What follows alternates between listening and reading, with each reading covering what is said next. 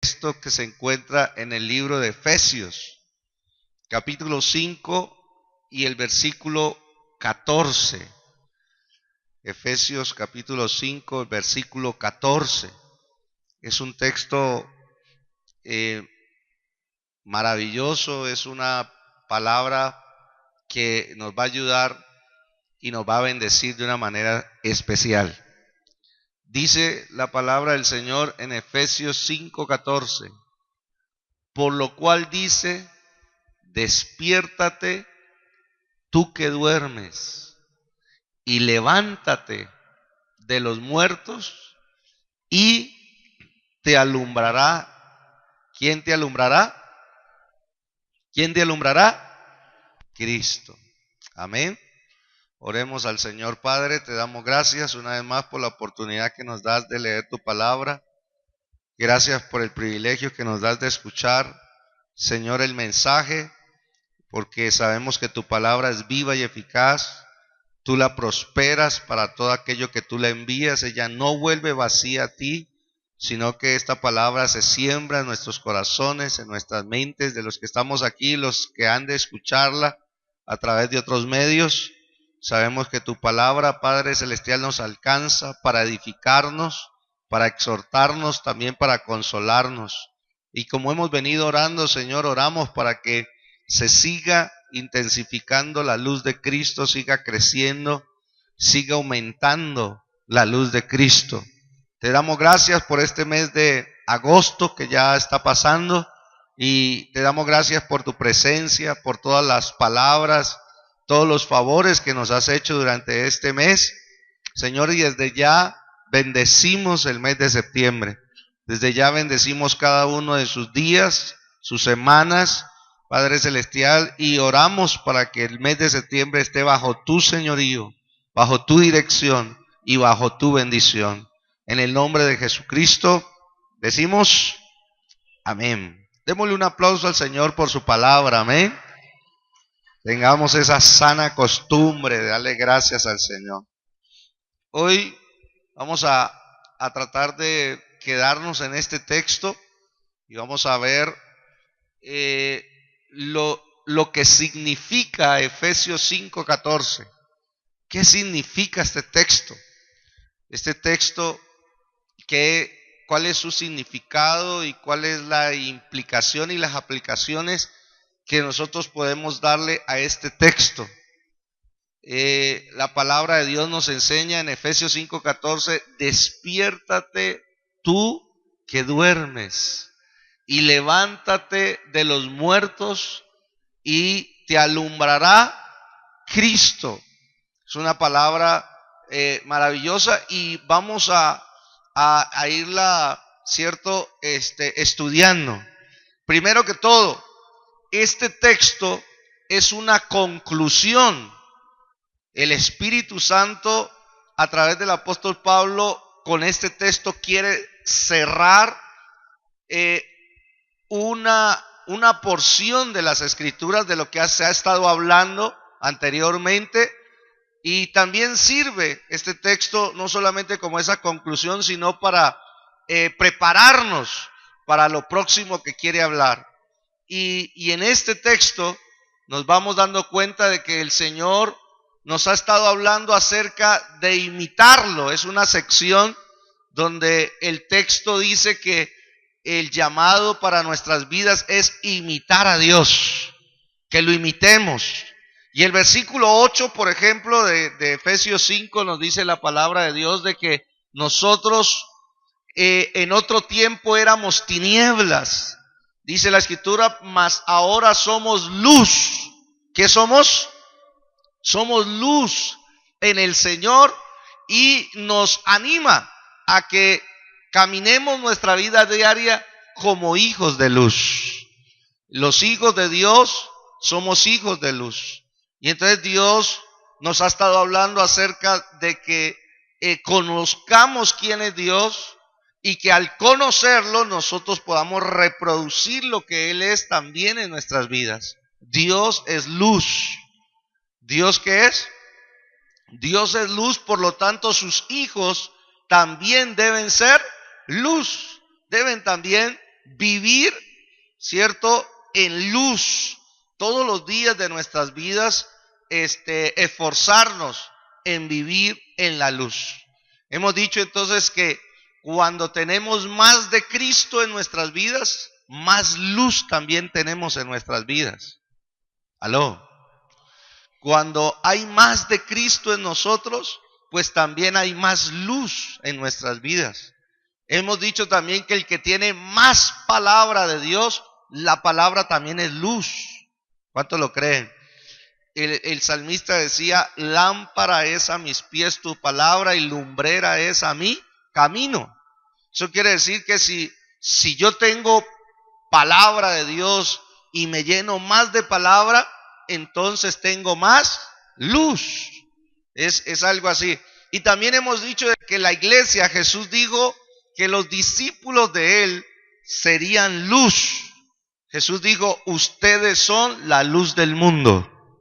¿Lo han creído o no? Jesús dijo así de sus discípulos, ustedes son la luz del mundo.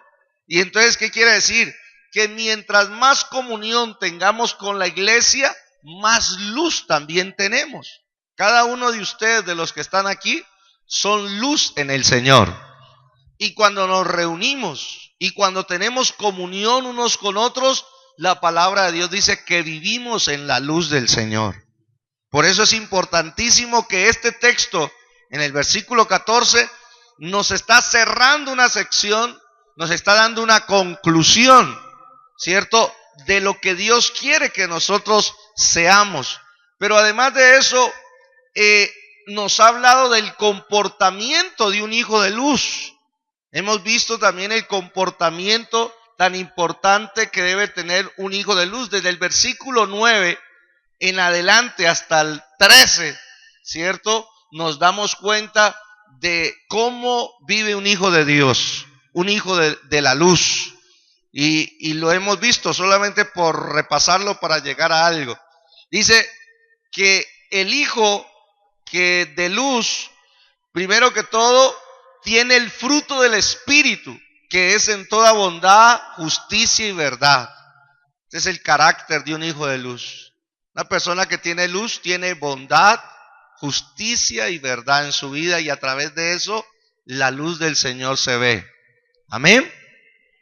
Vimos también que el hijo de luz está comprobando lo que es agradable al Señor a través del estudio de la palabra y a través de lo que él es en el Señor. Comienza a comprobar qué le agrada a Dios. Ese es el comportamiento de un hijo de luz. Está buscando, Señor, ¿qué te agrada? ¿Qué te agrada? ¿Qué quieres que haga que te agrada? ¿Cuál es la vida que tú quieres que yo lleve para que te agrade? El versículo 11 también hablamos de que el hijo de luz no participa en las obras infructuosas de las tinieblas. Ya vimos también que el hijo de la luz no está, ¿cierto?, involucrado en las obras de las tinieblas. Vimos cuáles eran esas obras, sino más bien que el hijo de la luz aprende a reprenderlas, reprende las obras de las tinieblas.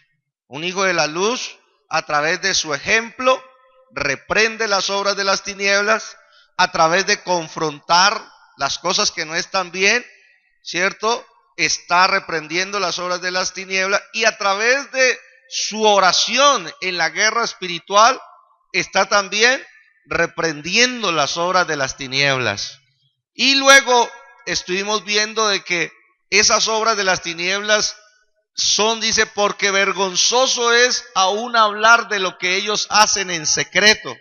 Versículo 13, finalmente lo vimos el domingo, mas todas las cosas, cuando son puestas en evidencia por la luz, son hechas manifiestas, porque la luz es lo que manifiesta ¿qué? Todo.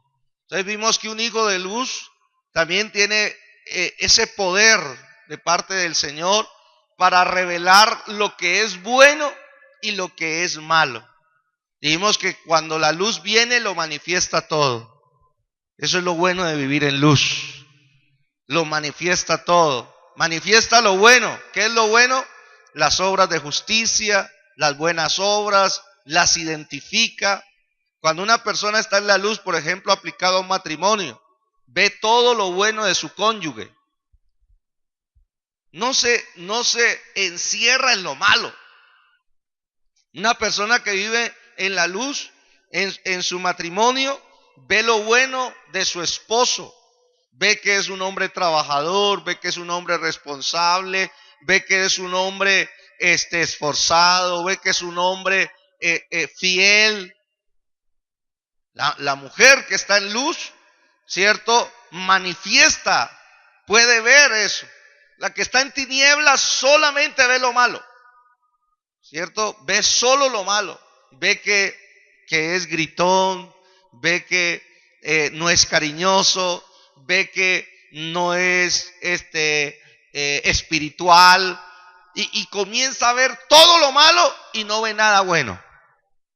Las personas que están en tinieblas no logran ver lo bueno. En cambio, los que están en luz ven todo lo bueno de Dios también, porque la luz lo manifiesta todo. ¿Cuántos lo creen? La luz, cuando uno está en luz, ve lo bueno que Dios ha hecho a favor de su vida, ¿cierto? Para uno poder darle gracias, para uno poder estar centrado, ser balanceado y no ser una persona que juzgue a otra persona. Pero también dijimos que la luz también revela lo malo. Claro, la luz también, no hay nada oculto que no haya ser manifiesto. Lo malo también sale a la luz. Pero ¿para qué sale a la luz? Lo dijimos, ¿cierto? Sale para tres cosas. Uno, cuando lo malo sale a la luz es para que sea limpiado, ¿sí?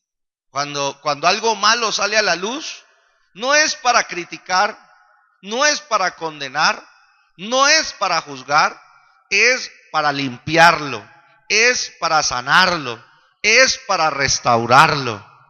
¿Cuántos lo creen? Esa es la luz del Señor.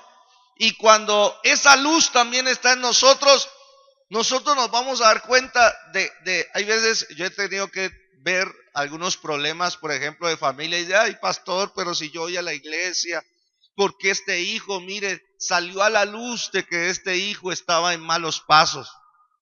Yo le dije, pues debe darle gracias a Dios, que menos mal que salió a la luz, porque si no sale a la luz, usted no va a saber exactamente quién es su hijo, y no va a poder limpiar y corregir las conductas de su hijo. Pero cuando sale a la luz, usted dice, bueno, Señor, ayúdame a corregir, ayúdame a guiar, ayúdame a reorientar, ayúdame a restaurar el camino de mi hijo. ¿Cuántos dicen amén? Esa es la manera de enfrentar las cosas que muchas veces pasamos los creyentes. Entonces, la palabra de Dios dice que la luz sacará lo malo también, lo manifestará. ¿Para qué? Para limpiarlo. Dos, cuando la luz saca lo malo, ¿cierto? Y deja ver lo malo, es para que nosotros evitemos los movimientos del maligno. Un texto maravilloso que me gusta a mí. El Señor es mi lumbrera o mi lámpara. El Señor alumbrará mis tinieblas. Y luego dice, con mi Dios desbarataré ejércitos y con mi Dios asaltaré muros. ¿Qué significa ese texto? Que cuando Dios nos alumbra, también comenzamos a ver los movimientos del maligno. Y si vemos los movimientos del maligno, el diablo no te sorprenderá. El diablo no va a ganar ventaja sobre ti, porque vas a ver anticipadamente con la luz de Dios por dónde se está moviendo y qué debes hacer tú como hijo de Dios para vencer sus movimientos. ¿Cuántos dan gloria a Dios por eso? Es una gran bendición de estar en la luz, ¿cierto? Y estuvimos hablando de ello. Entonces, este texto es una conclusión de todo lo que se ha venido hablando. Por eso Efesios 5:14 es muy importante. Despiértate, tú que duermes. Es una palabra que está concluyendo toda esta sección. Levántate de los muertos. Y luego viene entonces, y dice, y te alumbrará Cristo, te iluminará Cristo. Entonces, este es un texto que nos ayuda a nosotros a aterrizar todo lo que hemos venido diciendo acerca. Las personas no les gusta la luz del Señor. Por lo general, solo los hijos de Dios nos coloca ese deseo de vivir en luz. Pero hay grandes consecuencias de no vivir en la luz. Mire lo que dice Job capítulo 18, versículos 5 y 6. Dice la palabra, ciertamente la luz de los impíos será ¿qué? Apagada. Una persona que viva separada de Dios, que viva rechazando a Dios como su luz, dice la Escritura que un día se le va a apagar la luz. Ciertamente la luz de los impíos será apagada y no resplandecerá la centella de su fuego. Dice, hay una sentencia, hay una advertencia ahí, el versículo 6 aumenta, dice, la luz se oscurecerá en su tienda. Le bendigo en esta noche en el nombre de Jesús. Y todos estos días he estado orando para que en vez de que la luz disminuya en su casa, más bien aumente la luz en tu casa. Que aumente la luz de Dios en el matrimonio, en la función como padres, que aumente la luz sobre tus hijos. ¿Cuántos dicen amén? Pero ¿sabe qué dice la palabra? Que la luz de la persona que rechaza a Dios, de la persona que se aleja de Dios, dice que esa luz se oscurecerá en su tienda, en su casa, en su hogar. Porque ahí es el lugar, ¿cierto?, más importante para desarrollar la vida espiritual. Y si el hogar no tiene luz, imagínense cómo serán los resultados. Un esposo sin luz, una esposa sin luz, unos padres sin luz, unos hijos sin luz. ¿Cómo terminará? La Biblia nos relata, dice, y se apagará sobre él su lámpara. Hablando de la luz, ¿cierto? Y mire los resultados. Versículo del 7 al 10 dice la palabra del Señor así: sus pasos vigorosos serán acortados. Cuando no hay luz en una casa, entonces se pierde la fuerza para avanzar. Dice, sus pasos vigorosos serán acortados. Ya comienza una persona sin luz, es una persona que comienza a ver que su familia no avanza, no tiene fuerza para avanzar. Luego dice, y su mismo consejo lo precipitará. Un hogar sin luz es un hogar donde se toman decisiones precipitadas, aceleradas. ¿Y a dónde conlleva eso? Lógicamente a tener unas consecuencias. Cuando uno está hablando con las personas que están viviendo momentos difíciles, lo que más necesitan es la luz del Señor para que se calmen,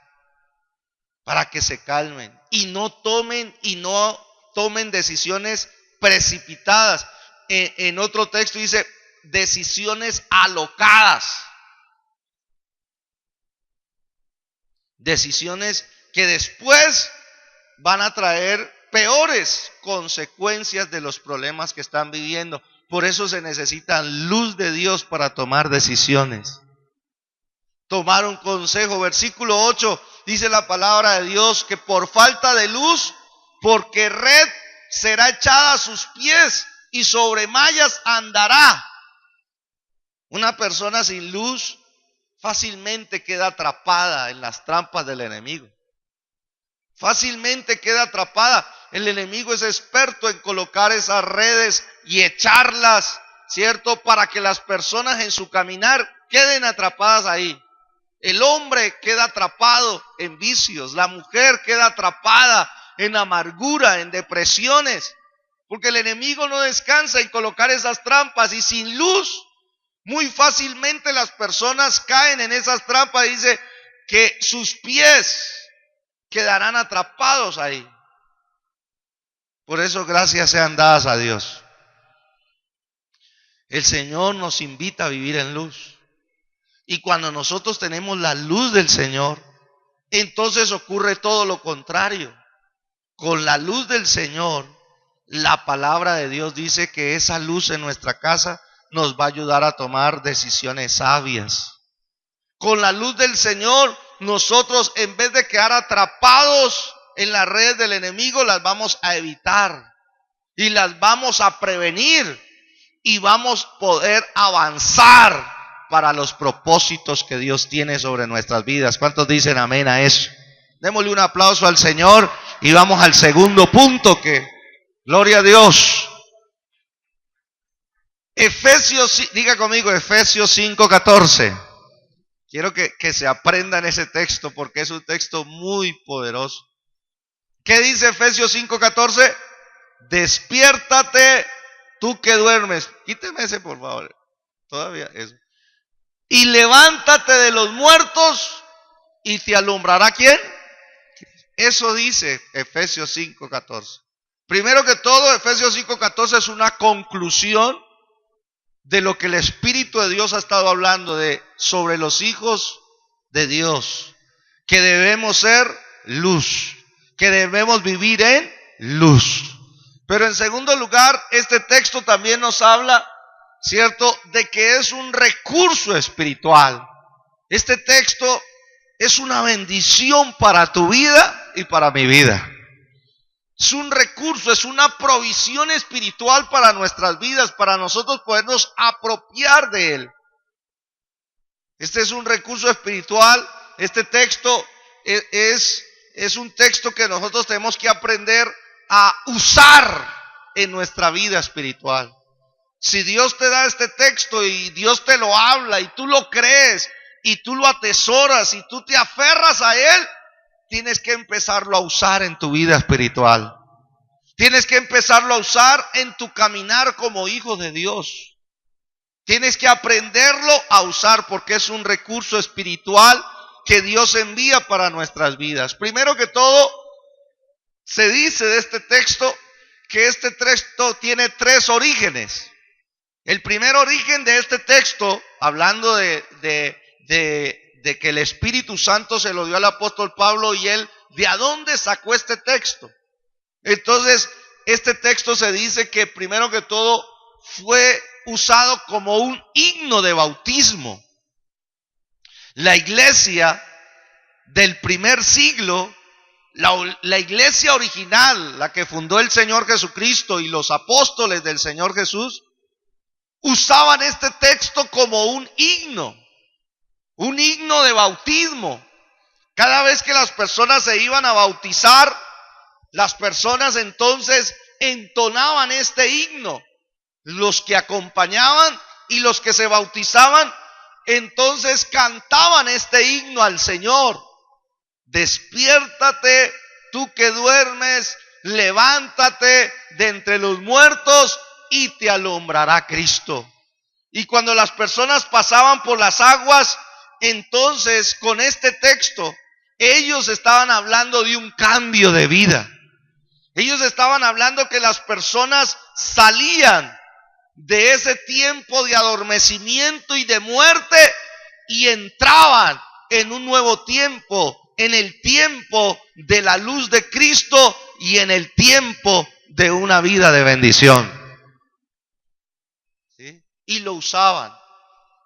Por eso es que yo soy de los que creo, hermano, que los himnos, las canciones que nosotros nos aprendamos tienen mucho poder. Usted lo va a ver más adelante, si Dios quiere, más adelante en el versículo 18, vuelve y toca lo de los himnos. Dice que nosotros debemos hablar entre nosotros con himnos, con salmos y con cánticos espirituales. Y este texto lo usaba la iglesia del primer siglo primero que todo para cantar y para declarar una nueva vida. Tan importante declarar una nueva vida, ¿no? ¿Usted se imagina? Tome este texto y si hay una persona que de pronto no tiene nueva vida en su casa, órelo, decláreselo, proclámeselo.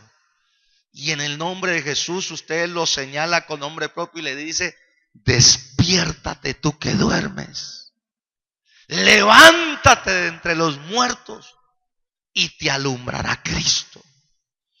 Y usted déle esa orden espiritual. Recuerde que la palabra de Dios es viva. Yo dije, la palabra de Dios es viva. Y cuando usted le declara esta palabra, usted sabe que le está declarando una nueva vida a esa persona. Le está declarando que esa persona se va a soltar del sueño espiritual, que va a ser libre de la muerte espiritual y que va a entrar a una nueva vida en Cristo Jesús.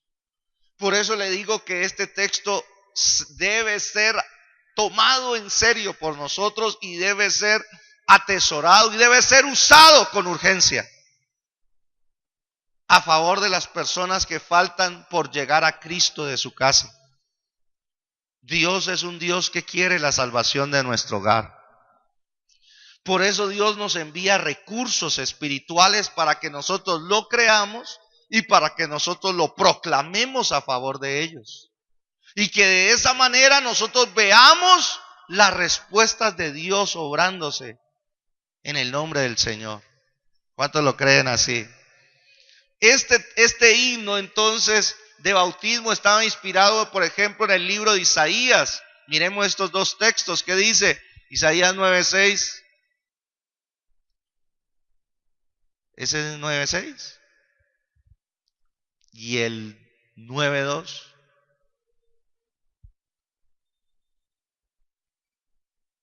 Isaías 9:2. Eso. Ese sí está. Isaías 9:2 dice: el pueblo que andaba en tinieblas vio ¿qué? Mire lo que cantamos aquí. Por eso a mí esa canción me gusta mucho. Esa canción, cuando uno la canta, y si uno la puede creer y la puede proclamar a una persona que está perdida, hermano, le está dando donde es. Dice, este es el texto: el pueblo que andaba en tinieblas, ¿qué vio? Gran luz. Los que moraban en tierra de sombra de muerte, luz le resplandeció sobre ellos. Y dicen que el Espíritu Santo tomó al apóstol Pablo y este texto él lo acomodó para que las personas lo usaran en el bautismo. Entonces las personas que se iban haciendo bautizar están diciendo: este andaba en tinieblas, pero este vio una gran luz. Este andaba en tierra de sombra de muerte, pero luz le resplandeció. Y ahora tiene una nueva vida. ¿Sí ve? Ahí está aplicada Isaías 26. Dice la Escritura, estas promesas a mí me han impactado. Los que oramos, los que Dios nos ha llamado a interceder. Estos son promesas y textos, hermano, que uno no puede pasar por alto. Son promesas y profecías que uno tiene que declarar permanentemente. Y dice así, dice: tus muertos vivirán, sus cadáveres resucitarán. Está hablando: levántate de entre los muertos. Dice: tus muertos vivirán. Cualquier muerto que esté todavía espiritualmente en tu casa va a vivir en el nombre de Jesús. Sus cadáveres, no importa el estado de descomposición que esté una persona en su vida espiritual, Dios dice: resucitarán. Dice: despertad y cantad, moradores del polvo, porque tu rocío es cual rocío de hortalizas y la tierra dará sus muertos. Y yo te bendigo y creo que de tu familia todavía los que están muertos, Dios los va a levantar, Dios les va a dar vida y los vamos a ver cantando y adorando a Dios. ¿Cuántos lo creen así? Que son promesas, Es un recurso espiritual para nuestras vidas. Estos son los textos que yo uso para orar por salvación todavía. Y que usted también debe apropiarse si usted anhela la salvación de su casa. Amén. En segundo lugar, este texto, Efesios 5:14, no solamente era un himno de bautismo que se utilizaba en la iglesia del primer siglo, sino que también era un himno profético. Era un himno que tenía un cuadro profético de la venida del Señor. Porque la iglesia del primer siglo lo cantaba. Y lo cantaba, ¿cierto? Para, por ejemplo, los que estamos aquí, ¿cierto? Hay canciones que nos bendicen unos a otros. Esta canción no exalta a Dios, por ejemplo. Este texto, si lo estamos viendo como un himno, no es un himno de exaltación a Dios, ni tampoco de darle gloria. No, es un himno, hermanos, de ministrarnos unos a otros como hermanos. Es un recurso. Porque usted se está dando cuenta de que hay personas que comienzan a caer bajo un sueño espiritual. Hay creyentes que empiezan su vida espiritual bien, pero de un momento a otro comienzan a experimentar un sueño espiritual, un adormecimiento. Y entonces, ¿cierto? Comienzan a experimentar, ¿no es cierto? Una vida, hermano, que se va deteniendo. Una vida espiritual que no crece, que no está activa. Y entonces en la iglesia del primer siglo se cantaban este himno cuando ellos veían que necesitaban como más fuego, más poder, como más ganas. Entonces se levantaba el hermano de la derecha, le cantaba al de la izquierda y le decía: hermano, despiértate tú que duermes, levántate de entre los muertos y te alumbrará Cristo. Buen ejercicio, ¿no? Buen ejercicio. ¿Sí? Y entonces, ¿de a dónde sacaban esta idea ellos? De lo que Dios les había hablado en estos textos. Pero solamente miremos, por ejemplo, el de Tesalonicenses, primera de Tesalonicenses, donde dice de la palabra de Dios que entonces vendrá, por lo cual os decimos esto en palabra del Señor, que nosotros que vivimos, que habremos quedado hasta la venida del Señor, no pereceremos a los que durmieron. Está hablando del despertar de la resurrección, de aquellos que durmieron en Cristo, ¿sí? Y entonces ellos interpretaban en este himno de que iba a sonar la trompeta. Y cuando, mire el versículo siguiente, dice la escritura: porque el Señor mismo con voz de mando, con voz de arcángel y con trompeta de Dios descenderá del cielo, y los muertos en Cristo resucitarán primero. Y entonces ellos cantaban esta canción para que aquellos que estaban dejando de perseverar en el camino de Dios le decían: no, despiértese, levántese entre los muertos, porque la venida del Señor está cerca. No se duerma. No permita que las cosas y las distracciones de este mundo lo adormezcan, le hagan morir su fe. Y ellos se lo cantaban creyendo de que el arcángel estaba a punto de tocar la trompeta de Dios, la final trompeta, y a través de esa trompeta entonces los que han dormido en Cristo serán despertados. Los que habían muerto en Cristo serán levantados. ¿Para qué? Dice la escritura, versículo 17, luego nosotros los que vivimos, los que hayamos quedado, seremos arrebatados juntamente con ellos en las nubes para recibir al Señor en el aire, y así estaremos siempre con el Señor. La iglesia del primer siglo cantaba esa canción. El Efesios 5:14 era un himno. Y lo cantaban entre los hermanos de la iglesia, ¿sí? Y más si veían que algún hermano se estaba como distrayendo, dice: ay, te tengo una canción para dedicarte, ¿no? Se llama Efesios 5:14. Despiértate tú que duermes, levántate de entre los muertos y te alumbrará Cristo. ¿Sí? Tremendo. Es más, René González tiene una canción. René González es un cantante de música cristiana y tiene una canción que se llama Despiértate, y habla, hermano, de, a la gente ni le gusta escuchar la canción porque habla de una persona que se quedó del arrebatamiento. Es fea, ¿sí? Es fea, porque es que uno escucha la canción y se pone como pilas. Y habla de una persona que se quedó del arrebatamiento cuando el Señor Jesús vino, tocó la trompeta, pero las personas se quedaron dormidas. ¿Se acuerdan también Jesús la parábola que habló de las vírgenes? De las 5 insensatas y de las 5 prudentes.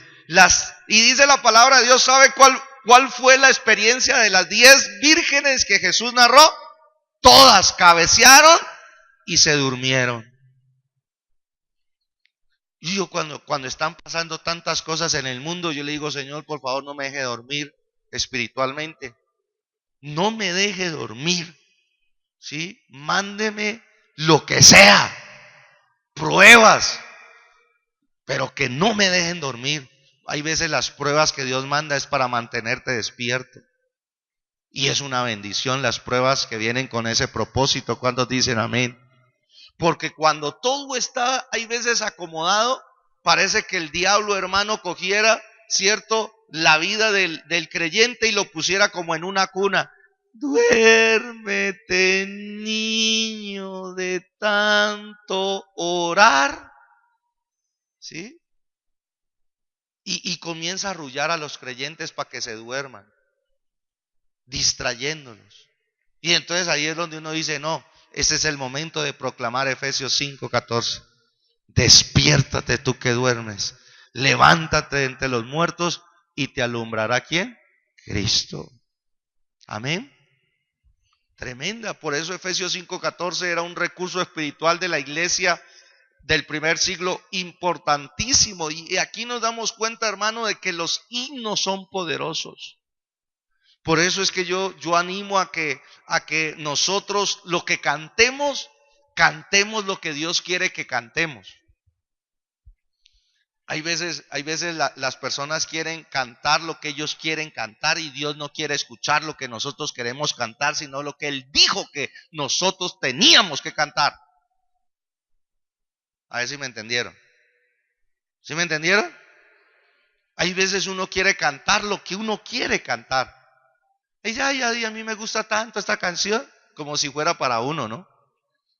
Y Dios sabe cómo dice, Dios dice, a mí me gusta, si ustedes quieren llegar hasta mi presencia, delante de mi trono, con algo que a mí me guste, cántenme salmos, cántenme en himnos y cántenme en cánticos espirituales. Eso fue lo que dijo el Señor en su palabra.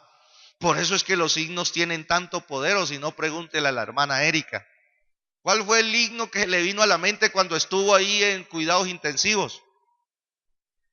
Tu fidelidad. ¿No?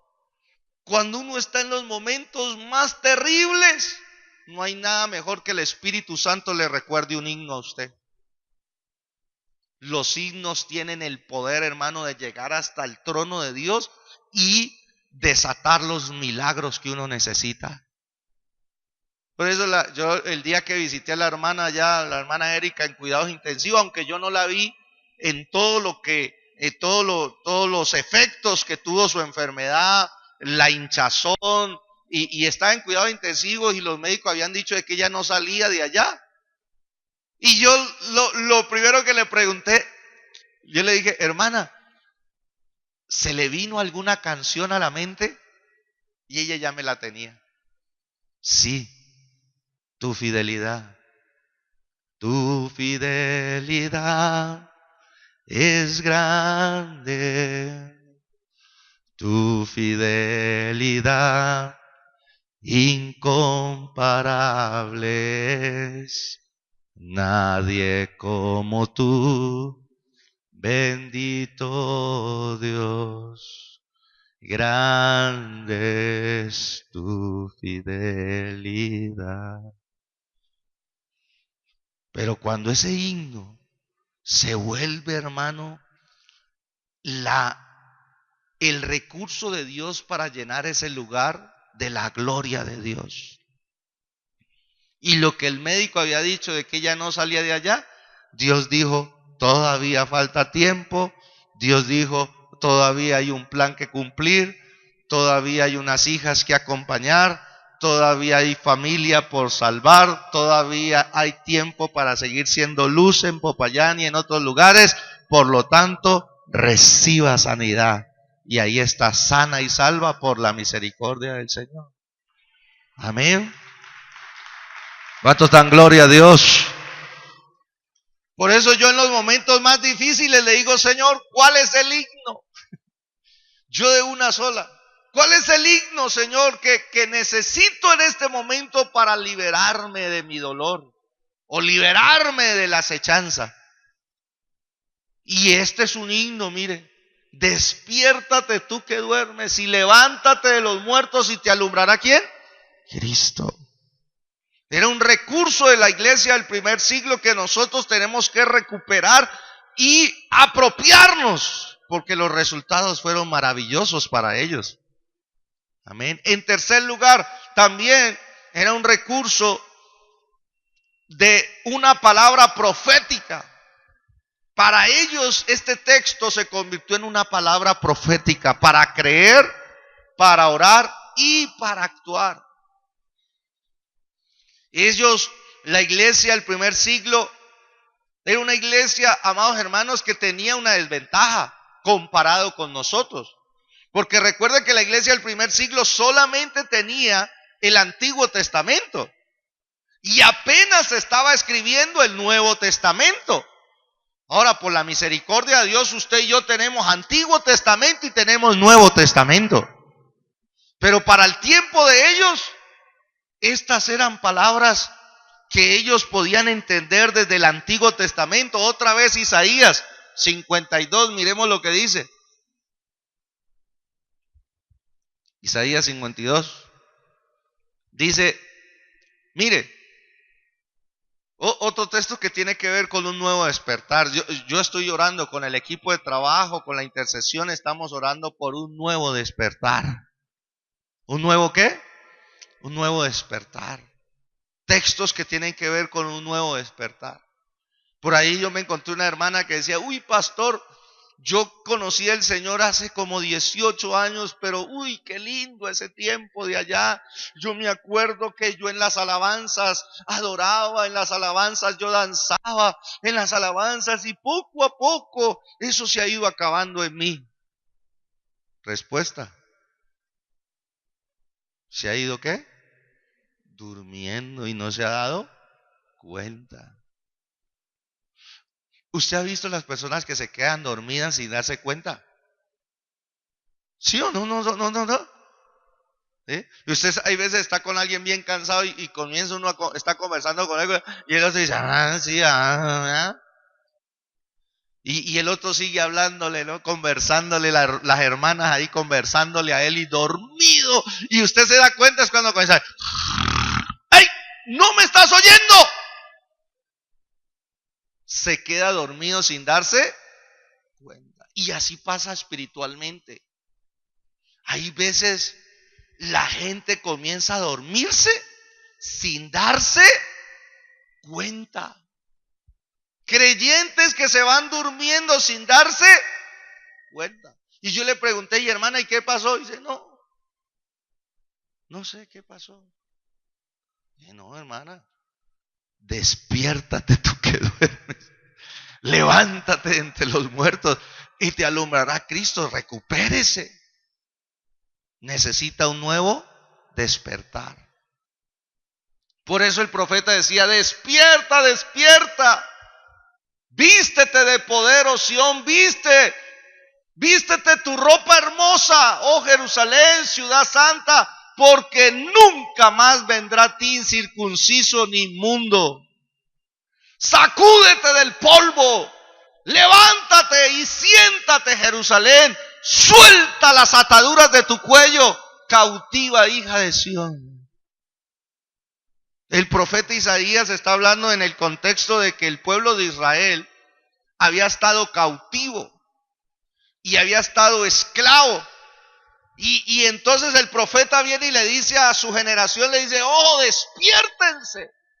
Despiértense porque el tiempo de la esclavitud ya pasó y ahora ustedes tienen que vestirse de poder. Despiértense, despiértense porque la vestidura de prisionero ya no tiene nada que ver contigo. Ahora, versículo 1 dice, vístete de hermosura. Así dice el versículo 1, por favor. Dice la escritura, vístete de poder. Ya basta de tu debilidad. Ya basta de estar quejándote de que no puedes, de que eres débil, de tus flaquezas. No, despiértate, despiértate y vístete de poder. ¿Vio? Y lo que dice la palabra, vístete tu ropa hermosa, quítate esos harapos de esclavitud, quítate la pijama y colócate un vestido porque Dios te va a presentar como luz a las naciones. Pero era un texto que estaba hablando justamente de un cambio de tiempo sobre la vida de las personas que aman a Dios y que estaban esperando la obra de Dios a favor de sus vidas. Por eso es tan importante este recurso espiritual. Aquí lo que estaba hablando el profeta era, despierta porque llegó un cambio de tiempo. El tiempo de cautiverio ha terminado. ¿Cuántos lo creen así? Y el tiempo de la libertad ha llegado.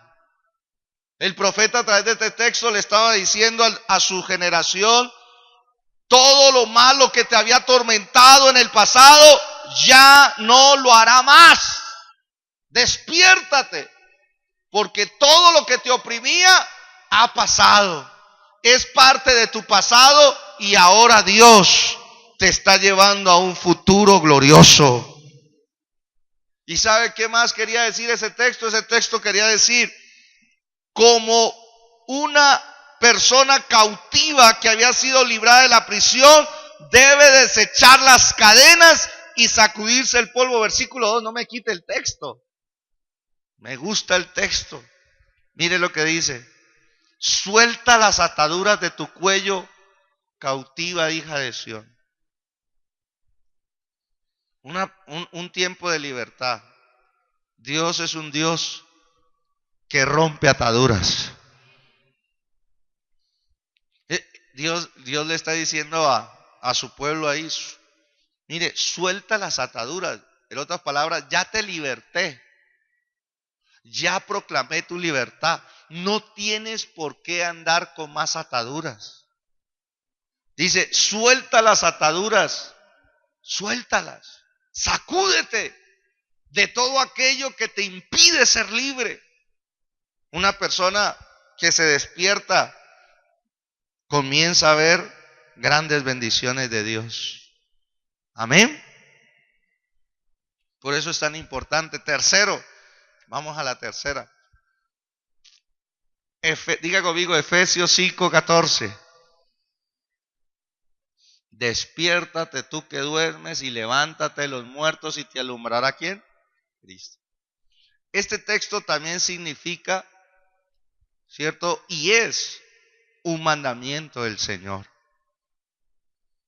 No solamente es una conclusión, no solamente era un recurso espiritual de la iglesia del primer siglo, sino que también es un mandamiento. Ahí se está hablando de forma imperativa, está diciendo, mire, despiértese, es una orden. Levántese, es una orden. ¿Sí? No es una sugerencia divina, no es no es un consejo, no es una opción, no. Para nosotros la iglesia es un mandamiento. Despiértate tú que duermes.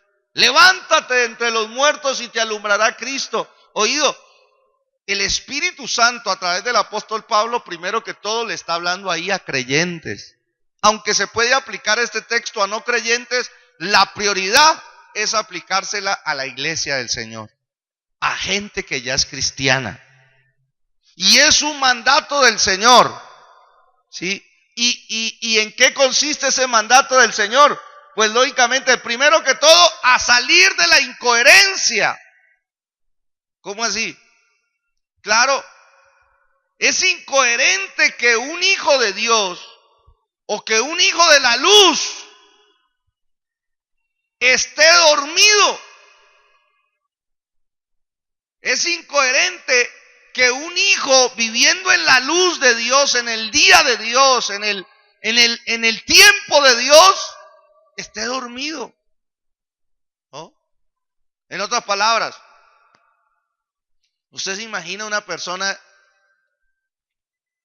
que ¿usted cómo catalogaría una persona que duerma de 6 de la mañana a 6 de la tarde? ¿Cómo catalogamos una persona así? Bueno, hay excepciones, ¿no? Hay personas que por sus turnos, sus trabajos, tienen que hacerlo. Pero hablemos de una persona que no trabaja en turnos, que no trabaja y que está, ¿sí? Que se despierta a las 6 de la tarde y a eso de las 6 de la mañana se está acostando. ¿Cómo nosotros lo catalogaríamos normalmente? ¿Está cómo? Desubicado. ¿Sí? Porque el día se hizo para trabajar, para estudiar, para estar despierto. ¿Sí? El día se hizo para eso. La noche se hizo para dormir. Pero el día Dios hizo el día para estudiar, para trabajar, para hacer diferentes actividades. En otras palabras, para estar despierto. Y Dios está diciendo, mire, si ustedes son hijos de la luz, es incoherente que un hijo de la luz esté dormido espiritualmente en este tiempo tan clave en la vida cristiana. Es incoherente que un hijo de Dios se duerma, ¿cierto? Sabiendo de que todo el cumplimiento de la palabra de Dios se está llevando a cabo frente a sus propios ojos. Es incoherente, no es congruente, no es el orden, ¿no? Ahí cuando fueron a Argentina, fue Junior y fue también Diego Felipe y fueron a Argentina. Una de las cosas a uno que lo sorprende a Argentina es que ellos trabajan de 9 de la mañana a 12 del mediodía. A las 12 del mediodía cierran todo. Hasta las 4 de la tarde. Le llaman a ese tiempo, ¿cómo le llaman? ¿Ah? Tiempo de descanso, la siesta le llaman ellos. Imagínense esa siestica de 12 a 4. Y entonces, por ejemplo, nosotros que tenemos una cultura de que nosotros trabajamos desde que amanece hasta que anochece. Y vamos y nos encontramos en una cultura donde las personas paran todo de 12 a 4 de la tarde. Uno queda desubicado. Uno queda descontrolado. Uno dice, ¿cómo van a cerrar todo? Usted necesita, hay veces, una farmacia, está cerrada. Necesita un supermercado, todo está cerrado. Necesita un eléctrico que le arregla, está en su siesta. Y usted dice, ¿pero cómo? Usted entra en un shock. Y por eso a las 4 de la tarde van abriendo otra vez como si nada hubiera pasado. Y uno ya está así en crisis. Porque el día se hizo para tener actividad. Ahora, el propósito de ellos es válido. Porque en la cultura de ellos se paran diariamente de 12 a 4. Le llaman la siesta, es más que todo para estar en familia. ¿Qué tal? 4 horas, las mejores 4 horas del día para estar en familia, está con su esposa, está con sus hijos, se reúnen con sus amigos, hacen un asado, comen y se van a dormir. Todos los días. ¿Y sabe qué? Pues yo no sé, pero ellos viven bien. Pues tampoco es que sean tan ricos, pero tampoco es que sean tan pobres, ¿no? Y entonces uno dice, mire los creyentes, dice la escritura aquí, despiértate tú que duermes, porque es incoherente que un hijo del día, un hijo de la luz, esté dormido cuando más debe estar despierto. Es incoherente que un hijo de la luz esté... Mire, escúcheme esto. La palabra de Dios dice que nosotros estábamos muertos en delitos y pecados, pero que Dios nos dio vida. Yo le dije, Dios nos dio vida. Y la vida espiritual de nuestras vidas, ¿sabe qué dice? Que ahora nosotros, los que tenemos vida espiritual, no podemos seguir viviendo como muertos, porque es incoherente. Es incoherente que una persona que está viva como un muerto. Por eso es que dice la palabra, despiértate tú que duermes y levántate de entre los muertos. Tú no eres igual que los demás. Tu estilo de vida ha cambiado, es diferente. No puedes seguir viviendo como un dormido, no puedes seguir viviendo como un muerto, porque Dios ya te sacó de ahí. ¿Lo creen o no? Entonces uno dice, hay creyentes que todavía viven como si estuvieran muertos. Y Dios les está diciendo, levántese de entre los muertos. Mire, hay una diferencia. Marcos 12, por ejemplo, una persona que está dormida o que está muerta, tiene una forma de vivir en su vida espiritual. Voy a darle 3 claves. 1, pero respecto a que los muertos resucitan, ¿no habéis leído en el libro de Moisés cómo le habló Dios en la zarza diciendo, yo soy el Dios de Abraham, el Dios de Isaac y el Dios de Jacob? Dios no es un Dios de muertos. Dios no es un Dios de muertos. ¿Aló? Dice la escritura, sino Dios de vivos.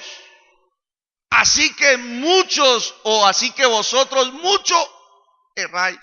Jesús está hablando aquí. Y los de su generación hablaban de Dios, de que Dios era el Dios de Abraham, el Dios de Isaac y el Dios de Jacob. Era. En otras palabras, Dios, los que están dormidos y los que están muertos creen en un Dios histórico. Un Dios de la historia pasada. Y Jesús cogió y corrigió eso. No, espérense un momentico.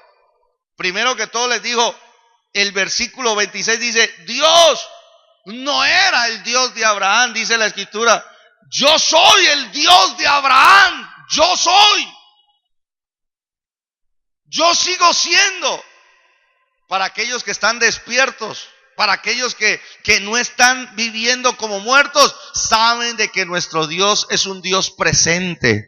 Es un Dios para hoy, para aquí, para ahora, para el momento que estamos viviendo. ¿Cuántos dicen amén a eso? Para aquellos que están despiertos, para aquellos que se han levantado de esa vida de muerto, saben que nuestro Dios no es un Dios histórico, que el Dios no solamente fue el Dios de Abraham, el Dios de Isaac, el Dios de Jacob, sino que el Dios que hizo los cielos y la tierra también es el Dios mío, es el Dios de mi familia, el Dios de mi descendencia, el Dios de esta iglesia, el Dios de esta ciudad, y Él está presente y está listo para obrar para aquel que está despierto y está diciendo, Señor, yo te necesito hoy. ¿Cuántos lo creen de verdad? ¿Sabe? Una persona que está dormida espiritualmente cree solamente en un Dios histórico y ve la Biblia como historia.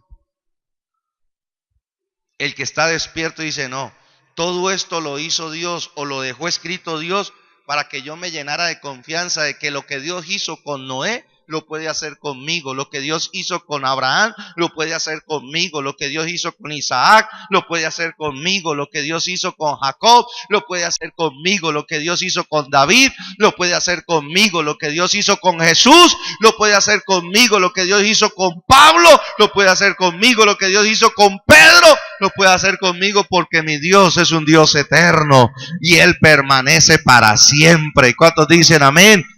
No podemos solamente creer en un Dios. Dele aplausos al Señor, porque Él es un Dios presente. Mire lo que dice. Dice, así también vosotros considerados muertos al pecado, pero vivos para Dios en Cristo Jesús, Señor nuestro. Luego dice, versículos 12 y 13. No reine pues el pecado en vuestro cuerpo mortal, de modo que le obedezcáis en sus concupiscencias. Me gusta dice, ni tampoco presentéis vuestros miembros al pecado como instrumentos de iniquidad, sino presentados vosotros mismos a Dios. Mire lo que dice esta frasecita: como vivos de entre los muertos. Diga conmigo, como vivos de entre los muertos. Dios dice, mire, los que están vivos no pueden adaptarse a un estilo de vida de aquellos que están muertos. Aquellos que están muertos tienen un estilo de vida.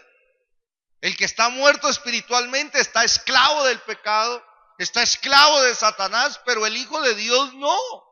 El Hijo de Dios ya fue libre del diablo, fue libre del pecado. Por lo tanto, mi forma de vivir debe ser como uno que tiene vida espiritual. Entonces, Dios en este mandamiento nos está sacando. Sálgase de una vida incoherente. Dios ha estado hablando de eso. Mire lo que dice Lucas. En Lucas, aquí hay una radiografía de cómo vive una persona teniendo vida como muerto. Una persona viva viviendo como muerto. Dice, al llegar en la tierra, hablando de Jesús, vino a su encuentro un hombre de la ciudad. Estaba endemoniado desde hacía mucho tiempo. Mire lo que dice, y no vestía ¿qué? Ropa, ni moraba en casa, sino ¿en dónde? Esto nos ilustra a un hombre que estaba vivo, pero que estaba viviendo un estilo de vida cementerio, como los muertos. Le gustaba estar en los sepulcros. Eso es lo que está diciendo el apóstol Pablo allá. Dice, despiértate tú que duermes, levántate entre los muertos. El muerto le gusta estar en su sepulcro. Menos si les preguntáramos, ¿no? Le gusta estar, ellos tienen un sitio, tienen un ambiente, tienen un escenario donde se mueven los muertos. Pero en cambio, los vivos no. Los vivos tienen también un estilo de vida. Y aquí nos dicen algunos. Versículo 28 dice, al ver a Jesús lanzó un gran grito y postrándose a sus pies exclamó a gran voz, ¿qué tienes conmigo, Jesús, Hijo del Dios Altísimo? Te ruego que no me atormentes. Dice, porque mandaba al espíritu inmundo que saliese del hombre, pues hacía mucho tiempo que se había apoderado de él. Y le ataban con cadenas y grillos, pero rompiendo las cadenas era impelido por el demonio a los... Qué tremendo, uno lee eso y le ayuda a uno a saber cómo vive una persona estando viva, imitando las cosas de un muerto. Ahí dice, uno estaba esclavizado por Satanás. 2, estaba desnudo, sin cobertura, sin pudor, sin decencia. 3, dice que estaba sin familia, no le gustaba la casa, sin familia, sin darle importancia al hogar. 4, sin control, dice, lo ataban con cadenas y grillos, pero lo rompía. Mire las características de esta persona que vivía un estilo de vida sin control, ¿no? Pero luego dice la palabra de Dios en el versículo 35, mire, después de que Jesús se presentó a su vida. En el versículo 35 dijo, y salieron a ver lo que había sucedido y vinieron a Jesús y hallaron al hombre de quien habían salido los demonios, sentado a los pies de Jesús, vestido y en su cabal juicio, y tuvieron ¿qué? Miedo. Una vez que Jesús se presenta en el escenario, todo cambia. Y Jesús restaura a este hombre, lo sana, lo liberta. ¿Y sabe qué dice la palabra? Entonces dice la escritura que ahora lo encuentran sentado. Ahora ya tiene paz.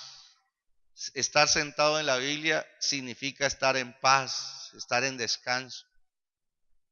Una persona que está viva espiritualmente tiene que luchar por vivir en paz, en descanso, en el reposo del Señor. No tiene por qué estar así alterada, viviendo como los muertos. Los muertos, así como este, vivían gritando, alterados, desesperados. No, en cambio ahora que Cristo ya hizo la obra de él, está sentado, tiene paz, está tranquilo, no está como antes. Luego también dice que está vestido. Está vestido.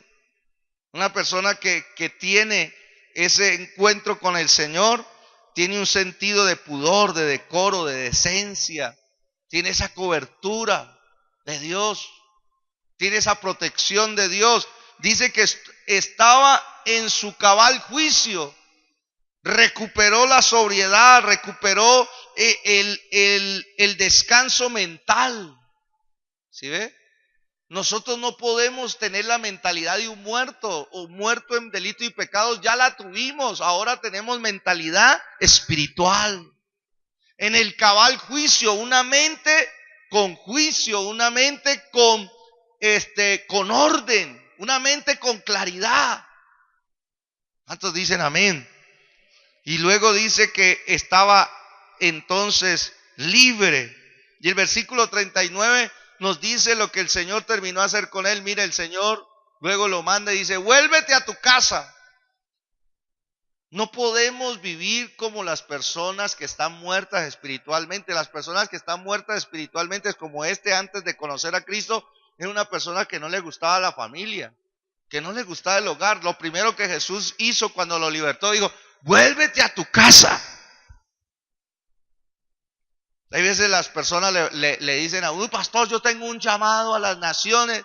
Digo, y ya fue a su casa, ya dio testimonio en su casa. Ya le habló de Cristo a su familia, ya oró por ellos, ya dejó reflejar la luz de Cristo. Porque después de que lo haga, viene lo demás. Jesús le dijo, vuélvete a tu casa y cuenta cuán grandes cosas ha hecho Dios contigo.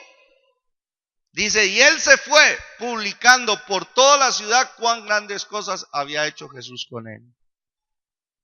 Una persona que está viva espiritualmente es una persona que le da importancia a su familia.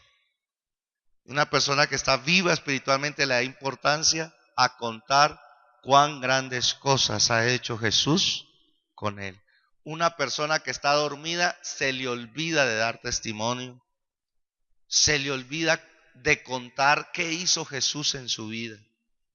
¿Qué ha hecho Jesús en su vida? Una persona que está dormida espiritualmente o que está cayendo en un estado de muerte espiritual es una persona que ni le importa su familia en la fe, ni le importa su familia del hogar, ni le importa contar su testimonio a nadie, no anda buscando a nadie para contárselo, pero en cambio una persona que está despierta y está viva dice, ¿a quién más le cuento mi testimonio? ¿A quién más? ¿Quién más necesitará escuchar lo que Dios ha hecho en mí? Dígame en algo. Amén. Entonces Efesios 5:14 es un mandamiento. Y nosotros necesitamos cumplirlo. Amén. Coloquémonos en pie y oramos al Señor.